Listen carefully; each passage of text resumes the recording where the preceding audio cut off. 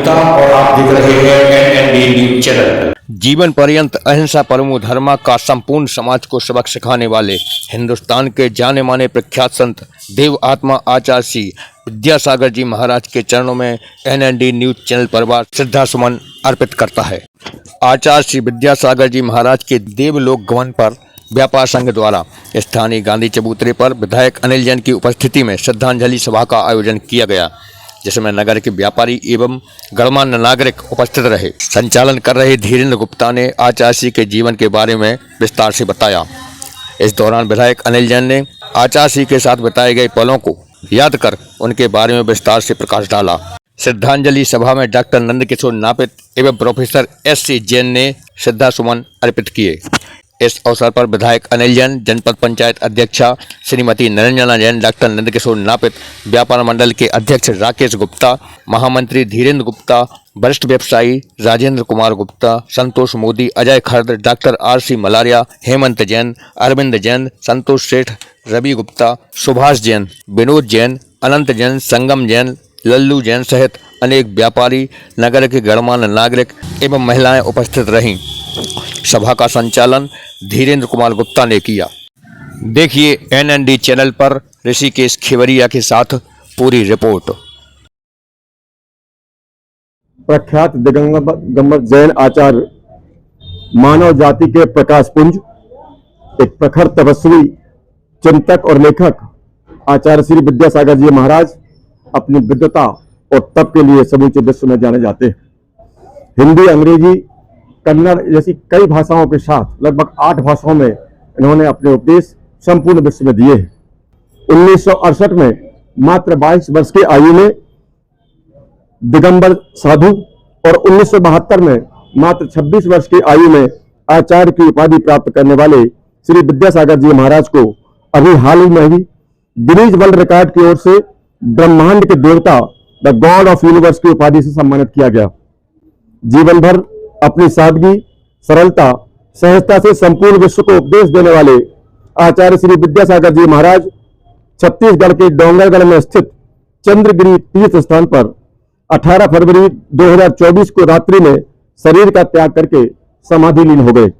500 से अधिक लोगों को दीक्षांत देने वाले ऐसे पुण्यात्मा को आज हम श्रद्धांजलि अर्पित करते हैं और परमात्मा से विनय करते हैं कि उन्हें अपने श्री चरणों में स्थान दे। 2 मिनट का मौन रख के हम उनको श्रद्धांजलि देते हैं। पूरा संत समाज के साथ साथ पूरा देश शोक की लहर में डूब गया जब आचार्य श्री का समाचार प्राप्त हुआ।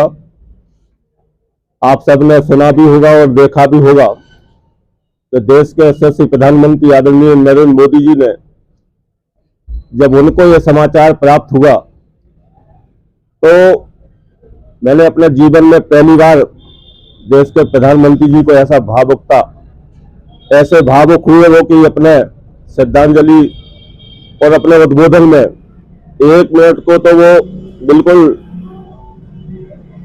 उनको देखते ही रह गए, क्योंकि उनका जिनका नाता ऐसे राष्ट्र पुरुषों से हो, ऐसे आदरणीय प्रधानमंत्री जी ने जब देश को एक संदेश देने का काम भी किया कि आचार्य भगवान कोई एक विशेष जाति के नहीं, वो कोई एक समुदाय के नहीं, वो एक पूरे विश्व के ऐसे संत, ऐसे समुदाय के संत थे कि जिन्होंने निश्चित रूप से देश को एक दिशा और दशा देने का काम किया।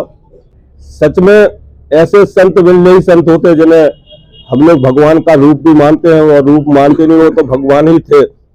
पूरा दिन चर्चा का विषय भी रहा कि चंद्रमा पर भी आचार्य विद्यासागर महाराज जी को देखा गया, जो पूरे विश्व को पूरे अपने आशीर्वाद प्रदान कर रहे हैं।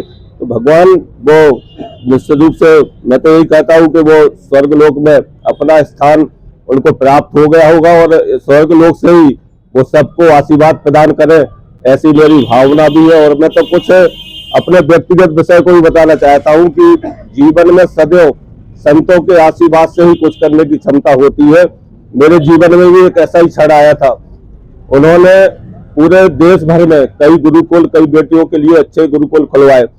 जैसे अभी बताया कि उन्होंने गौशाला भी निर्मित करवाई।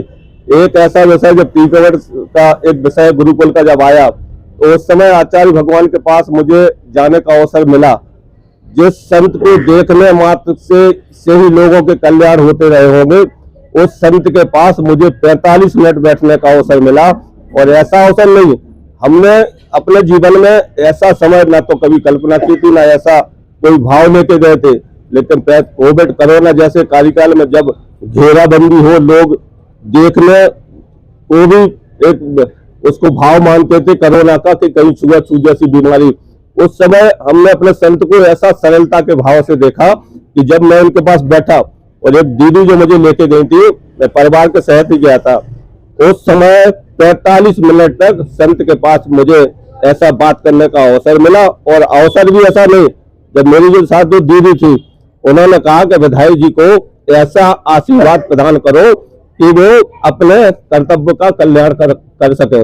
आप कल्पना करें कि जब उन्होंने कहा कि पांव पिछलन भी के लिए, तो आचार्य भगवान ने अपने पैर बढ़ा दिए और वो जल से जो पांव पिछलन जो हम लोगों के बोलते हैं, आप ऐसा ही पांव कर दिए और हम करते रहे।